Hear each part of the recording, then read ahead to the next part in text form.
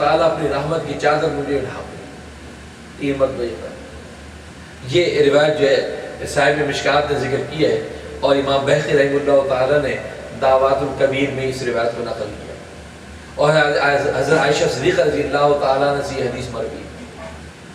اس کے اندر صاف نبی پاک صلی اللہ علیہ وسلم نے اس حقیقت کو واضح کر دیا کہ اس لیلۃ البرات، یہ شب برات کے اندر یہ سب کچھ ہوتا ہے. شب برات کے اندر یہ ساری چیزیں ہو رہی ہیں، سب ارزاق لکھے جا رہے ہیں، آجال لکھے جا رہے ہیں، اعمال لکھے جا رہے ہیں، اور آئندہ کی زندگی کا پورا کوٹا انسان کا لکھا جا رہا ہے. اور حضرت عائشہ صدیقہ رضی اللہ تعالیٰ نے جو شبہ کیا کہ کیا آپ بھی اپنے عمل سے داخل نہیں ہوں گے، اللہ آپ نے فرمایا کہ ہاں میں بھی اللہ تبارک و تعالیٰ کی رحمت سے جنت میں داخل ہوں. تو بظاہر یہاں پر تعارض پیدا ہو گیا،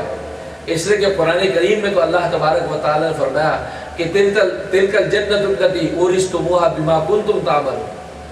کہ یہ جنت جو تم لوگوں کو عطا کر دی گئی ہے، یہ بما کنتم تعملون، تمہارے اعمال کا بدلہ ہے. تو قرآن بتا رہا ہے کہ اعمال کے بدلے میں جنت عطا کی جائے گی، اور یہ حدیث بتاتی ہے کہ عمل کی کوئی حیثیت نہیں، اللہ کی رحمت سے جنت میں داخل ہوگا. تو دونوں میں آپس میں تضاد اور تعارض پیدا ہو. اس پر مفسر فرماتے ہیں کہ اصل میں بات یہ نہیں، بات یہ ہے کہ دخول جنت یہ تو اللہ تبارک و تعالیٰ کی رحمت سے ہی ہوگا، لیکن اللہ تبارک و تعالیٰ کی رحمت متوجہ ہوگی عمل کی وجہ سے. اس کی مثال حضرت حکیم علامہ تھانوی رحمہ اللہ تعالیٰ دیتے ہیں کہ ایک معصوم بچہ بھوک سے روتا ہے، بھوک کی وجہ سے روتا ہے، خوب رو رہا ہے. اب وہ رو رہا ہے تو ماں نے جب اس کو روتے دیکھا تو اس کو چھاتی سے لگا لیا، دودھ پلانا شروع کر دیا. اب اس نے جب دودھ پیا تو دودھ پینے سے اس کی بھوک مٹ گئی. فرمایا کہ دیکھو یہاں 2 عمل ہیں، ایک رونے کا عمل ہے اور دوسرا دودھ پینے کا عمل ہے. تو بھوک رونے سے نہیں مٹی، بھوک دودھ پینے سے مٹی ہے، لیکن دودھ پلانا یہ متوجہ رونے پر ہوا کہ بچہ جب رویا ہے تو ماں کی چھاتیوں میں جوش آتا ہے، دودھ اس کی چھاتیوں میں جوش مارتا ہے، وہ جلدی سے اٹھا کے اس کو سینے سے لگاتی ہے. تو فرمایا کہ رونے سے بھوک نہیں مٹی، ہاں لیکن رونے سے دودھ پلانا ملا اور دودھ پلانے سے بھوک مٹ گئی. فرمایا بالکل اسی طریقے سے یہ اعمال جو ہمارے ہیں، یہ بمنزلہ اللہ کے آگے رونا ہے، اللہ کے آگے فریاد کرنا ہے. جب ہم اعمال کرتے ہیں تو اللہ کی رحمت جوش میں آ جاتی ہے، اور جب اللہ کی رحمت جوش میں آتی ہے تو آ کر جنت کے دروازے کھول دیتے.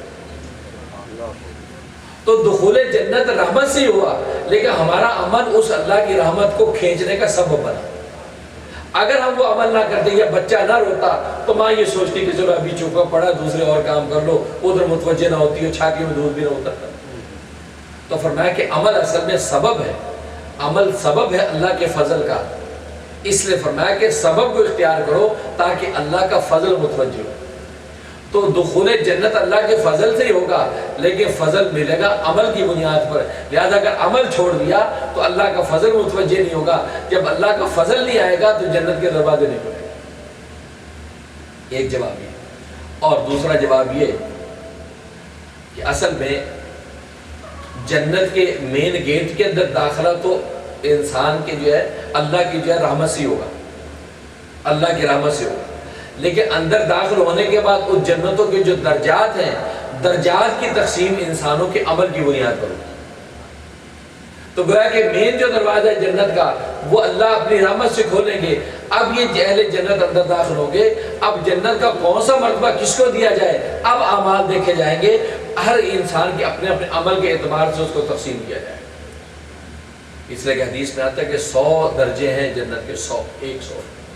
تو 100 درجے ہیں. ہر انسان کے اپنے عمل کے اعتبار سے اس کو تقسیم کیا جائے گا. تو گویا کہ دخول جنت تو ہوگا اللہ تبارک و تعالیٰ کے فضل سے، لیکن عمل کی بنیاد پر درجات کی تقسیم ہوگی، درجات کی تقسیم عمل کی بنیاد پر ہوگی. اس لیے جہاں پر یہ کہا کہ بما کنتم تعملون، یہ تمہارے عمل کی وجہ سے یہ تمہیں جنتیں عطا کی گئی ہیں، اس کا مطلب ہے بطور سبب کے ذکر کیا کہ یہ چونکہ سبب بنے عمل اللہ کے فضل کے، ہوگا کام اللہ کے فضل سے، لیکن عمل کی بنیاد پر فضل متوجہ ہو.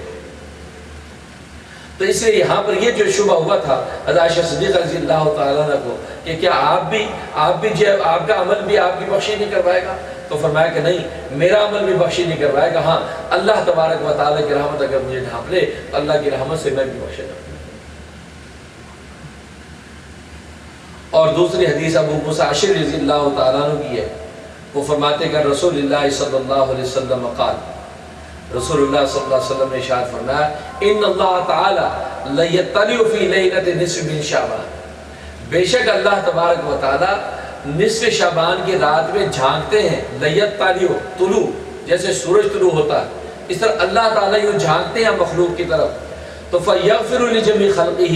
اللہ تبارک و تعالی مخلوق کو دیکھ کر ساری مخلوق کی بخشش کر دیتے ہیں، کہا کہ میرے ٹوٹے پھوٹے بندے سب کی بخشش کرو، الا للمشرکین، مگر مشرک کی بخشش نہیں ہوتی، او مشاہین،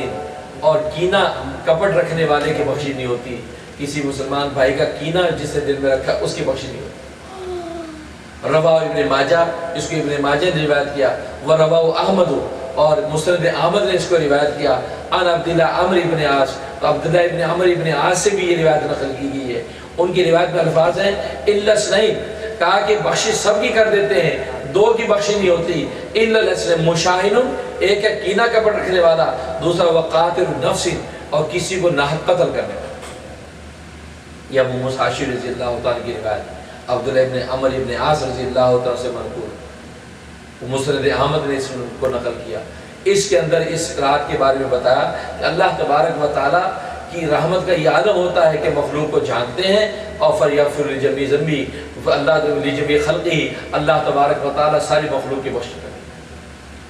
اور جیسا کہ اس روایت میں دو تین لوگوں کا ذکر کیا کہ ان دو تین لوگوں کی بخشش نہیں ہوتی، اسی طریقے سے دوسری روایات میں نقل کیا گیا کل 13 قسم کے لوگ ہیں، ان 13 قسم کے لوگوں کی اس رات کے اندر بخشش نہیں ہوتی۔ اس میں سے یہ لوگ مشرک کی بخشش نہیں ہوتی، اسی طریقے سے ناحق قتل کرنے والے کی بخشش نہیں ہوتی، اسی طریقے سے کینہ اور بغض رکھنے والے کی بخشش نہیں ہوتی، جادوگر کی بخشش نہیں ہوتی، نجومی کی بخشش نہیں ہوتی، اور نوشتہ تقدیر کی باتیں بتانے والے کی بخشش نہیں ہوتی، اور جگہ ٹیکس وصول کرنے والوں کی بخشش نہیں ہوتی، ماں باپ کے نافرمان کی بخشش نہیں ہوتی، ہمیشہ شراب پینے والے کی بخشش نہیں ہوتی، زنا کرنے والے کی بخشش نہیں ہوتی، اور اسی طریقے سے ٹخنے سے نیچے اظہار بند لٹکانے والے کی بخشش نہیں ہوتی۔ تو یہ حضرات ذکر کیے ہیں کہ ان لوگوں کی بخشش جو ہے اس رات کے اندر نہیں ہوتی، اس رات کے اندر ہر ایک کی اللہ تبارک و تعالیٰ بخشش کر دیتے ہیں، لیکن یہ 13 قسم کے لوگ جس میں گانے بجانے والے کی بخشش نہیں ہوتی، باجا بجانے والے کی بخشش نہیں ہوتی، تو یہ 13 قسم کے وہ لوگ ہیں کہ جن کی بخشش آج کی رات میں بھی نہیں ہوتی، کہ جس میں اللہ تبارک و تعالیٰ مخلوق میں سب کی بخشش کرتے ہیں، اللہ یہ کہ وہ توبہ، اللہ من تاب، مگر یہ کہ وہ اگر توبہ کر لے، اگر وہ اس قسم کے گناہوں کے اندر مبتلا ہے اور وہ سچی توبہ کر لے کہ یا اللہ میں دل کی گہرائیوں سے توبہ کرتا ہوں، آج کی رات مجھے معاف کر دے، میں آئندہ ایسا نہیں کروں۔ اور اللہ تبارک و تعالیٰ تو توبہ کو بہت جلدی قبول کرتے ہیں، بندہ توبہ اتنی جلدی نہیں مانتا جتنی جلدی اللہ توبہ قبول کرتے ہیں، اور اللہ تبارک و تعالیٰ تو توبہ قبول کرنے کے بہانے ڈھونڈتے ہیں، کسی بہانے سے اللہ تبارک و تعالیٰ بندے کی بخشش کرتے ہیں۔ سوچنے کا مقام ہے، اللہ تعالیٰ مخلوق کو جھانکتے ہیں، اب اس مخلوق کی اللہ کے سامنے کیا حیثیت ہوگی؟ معمولی۔ ہم چونٹیوں کو دیکھیں تو ہم معمولی لگتی ہیں، جب چاہے مسل دو، اللہ ہمیں جھانکتے ہیں تو ہماری تو چونٹی والی نسبت بھی نہیں ہے، اللہ کو رحم آ جاتا ہے کہ یہ ٹوٹے پھوٹے، نہ ان سے نمازیں پڑھی جا رہی ہیں، نہ روزے رکھے جا رہے ہیں، ٹوٹے پھوٹے ہاں کوششیں کر رہے ہیں، نہ اس کی عبادت کا حق ادا کر پا رہے ہیں، اللہ کہتے ہیں فَيَغْفِرْ لِجَمِيعِ خَلْقِهِ، ساری مخلوق کو یہ بخشش کر دو، اللہ یہ 13 قسم کے جو لوگ ہیں، ہاں اگر یہ بھی توبہ کر لیں تو اللہ تبارک و تعالیٰ آج کی رات میں ان کی بخشش کر دے۔ یہ وہ شب برات ہے، یہ وہ لیلۃ البرات، برات سے کمانا بری ہونا، بری ہونے کا مطلب ہے بری ہونا من النار، کہ اللہ تبارک و تعالیٰ آج کی اس رات کے اندر جہنم سے بری کر دیتے ہیں، جہنم سے برات عطا فرما دیتے ہیں اور یہ فیصلے کرتے ہیں۔ تو دیکھو اتنی واضح حدیث، اور اس کے بعد ایک حدیث حضرت علی رضی اللہ تعالیٰ سے مروی ہے کہ قال رسول اللہ صلی اللہ علیہ وسلم اذا كانت لیلۃ نصف من شعبان، جب نصف شعبان کی رات ہوتی ہے تو فقوموا لیلہا، تو کہا کہ اس کی رات کو تم جو قیام کرو، عبادت کرو، وصوموا یومہا، اور دن میں اس کا روزہ رکھو، فإن اللہ تعالی ینزل فیہا بغروب الشمس، کہ اللہ تبارک و تعالی غروب شمس کے وقت نازل ہو جاتے ہیں الی سماء دنیا، اس آسمان دنیا پر اجلال فرماتے ہیں، فیقول، اور فرماتے ہیں، الا من مستغفر فاغفر لہ، ہے کوئی تم میں سے بخشش طلب کرنے والا میں اس کو بخش دوں، الا من مسترزق فارزقہ، ہے کوئی تم میں رزق طلب کرنے والا اس کو رزق دوں، الا مبتلا فاعافیہ، ہے کوئی کسی تکلیف اور بیماری میں مبتلا میں اس کو عافیت دے دوں، الا قضا الا قضا حتی یطلع الفجر، یہاں تک کہ فجر طلوع ہو جاتی ہے۔ تو غروب شمس سے لے کے طلوع فجر تک اللہ تبارک و تعالی اعلان کرتے رہتے ہیں، ہے کوئی تمہیں بخشی مانگنے والا اس کو بخشی کر دوں، ہے کوئی تمہیں رزق مانگنے والا اس کو رزق دے دوں، ہے کوئی کسی تکلیف کے اندر مبتلا، الا قضا میں اشارہ کر دیا، ایک ایک ضروریات زندگی کا نام لے کر اللہ صبح تک اعلان کرتے ہیں۔ سوچنے کی بات ہے، کتنی بڑی فضیلت کہ بادشاہوں کا بادشاہ خود پکار رہا ہے کوئی تمہاری پریشانی بتاؤ یار، ایک ایک ضرورت کا نام لے اللہ تعالیٰ صبح طلوع فجر تک اعلان ہوتا ہے۔ ظاہر ہے کہ جب خود اللہ تعالیٰ پکار رہے ہیں کہ مانگو، اس کا مطلب ہے کہ اللہ تعالیٰ عطا کرنا چاہتا ہے، عطا کرنا چاہتا ہے۔ ایک سربراہ کہہ دے کہ بھی معافی نامہ لکھ کے لے آؤ، تو اس کا مطلب ہے کہ وہ معاف کرنا چاہتا ہے۔ تو اللہ یہ کہنے کہ معافی نامہ لکھ کے لے آؤ، ہاتھ تو پھیلاؤ بخشش کے لیے معافی مانگو، تو دیکھو اللہ تبارک و تعالیٰ تمہاری معافی مانگنے سے پہلے تمہیں معاف کر دے۔ اس لیے ایک حدیث میں آتا ہے کہ اے بندے، تو گناہ کرتے کرتے تو تھک سکتا ہے، لیکن میں تجھے معاف کرتے کرتے نہیں تھکتا۔ اگر تو دن رات میں 70 مرتبہ بھی توبہ تجھ سے ٹوٹے، توبہ ٹوٹتی رہے اور تو توبہ مانگتا رہے، تو فرمایا کہ تو گناہ کر کے توبہ توڑتے توڑتے تھک جائے گا، لیکن میں توبہ کو قبول کرتے کرتے نہیں تھکتا۔ اللہ کی تو اتنی عنایت ہے، لیکن بندے کی حالت یہ کہ وہ توبہ کرتے ہوئے ڈرتا ہے، وہ سوچتا ہے یار توبہ کر لی تو دوبارہ شاید یہ گناہ ہو ہی نہیں سکے گا، بڑا پرابلم ہے، ہمارا تو موڈ ہے کہ پھر کریں، لیکن یار کیسے کریں، توبہ ہی نہیں کرتا کہ جی کوئی نہیں بعد میں اکٹھی کریں گے، نہیں بھائی روز کے روز کر لیا کرو، پھر ہو جائے پھر توبہ کر لو، کتنا آسان ہے۔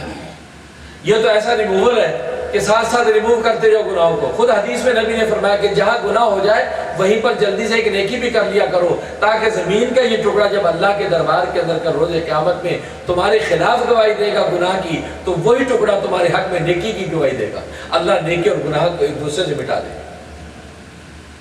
کیونکہ نبی بھی جانتا ہے کہ گناہ ہوتے ہیں، بندہ کمزور ہے، اللہ نے خواہشات ہی اس کے اندر ایسی پیدا کر دی ہیں، قوت غضبیہ، قوت ہوائیہ، قوت شابیہ، کہ گناہوں کی طرف جاتا ہے، غلطیاں خطائیں ہوتی ہیں، لیکن توبہ کا ایسا راستہ رکھ دیا،